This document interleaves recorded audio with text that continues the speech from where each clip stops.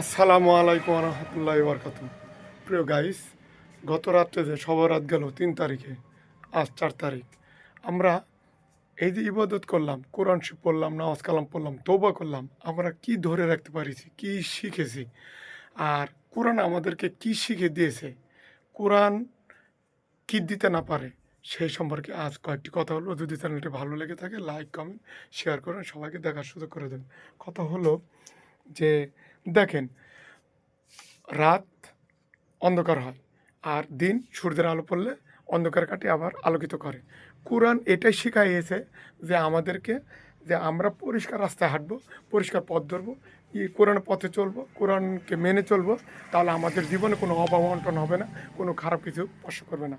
এই ইবাদত খালি এটাই শিখায়নি যে আমরা আবদ্ধ থাকবো, অনেক জানতে হবে, শুনতে হবে, সামনে এগিয়ে যেতে হবে, কোরআনকে আকৃষ্ট করে ধরে রাখতে হবে।